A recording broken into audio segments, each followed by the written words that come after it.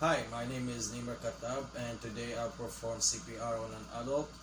The purpose of this study is to restore partial flow of the oxygenated blood to the brain and the heart, and to keep the oxygenated rich blood flowing to the brain and the vital organs. That's when the lungs or the safety.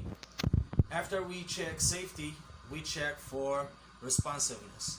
That's where we tap on the shoulder of the patient and we ask him or her if they are okay. Now, that's to ensure if they need help. Now, after you've done all of that, you call for emergency. You let anybody call for emergency.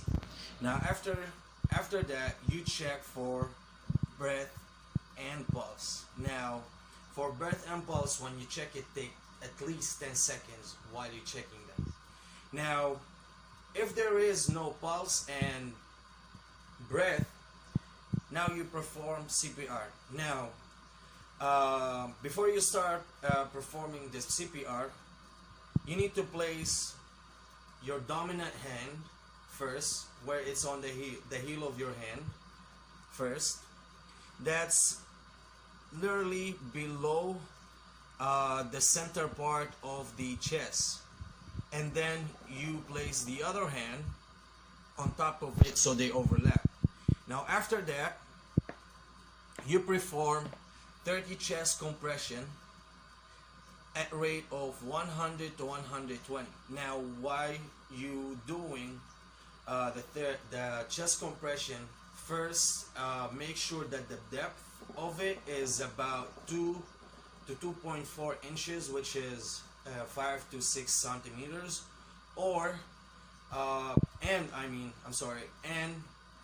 also make sure that you observe the recoil after each compression.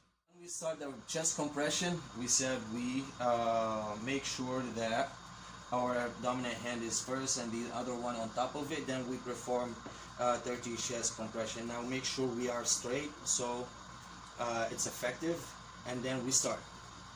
1, 2, 3, 4, 5, 6, 7, 8,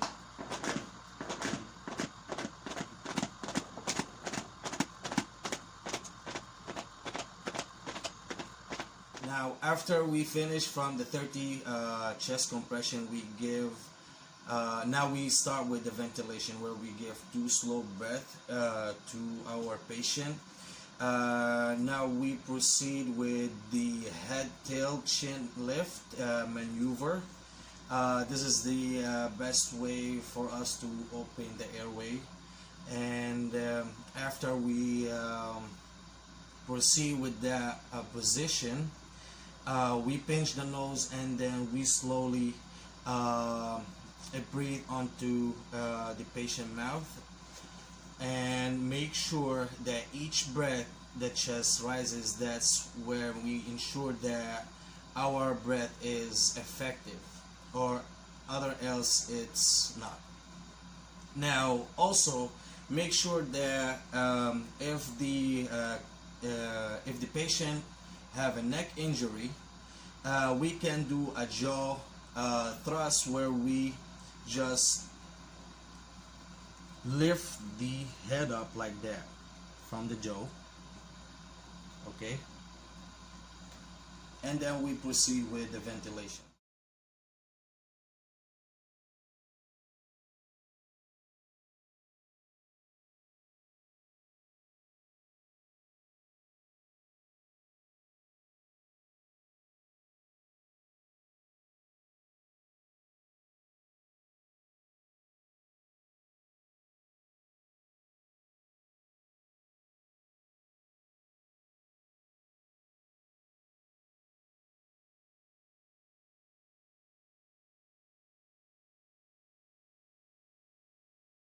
Now after we finish the ventilation, we keep doing the same thing over and over for 5 cycles.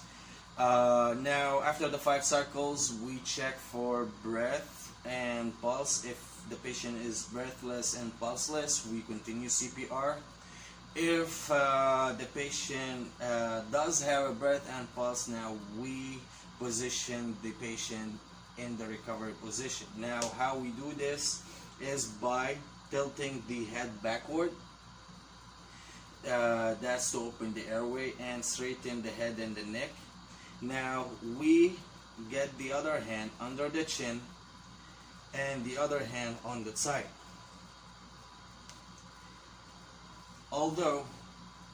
And then we lift the leg 45 degrees or 90 degrees on angle up to here, and then we roll over the patient.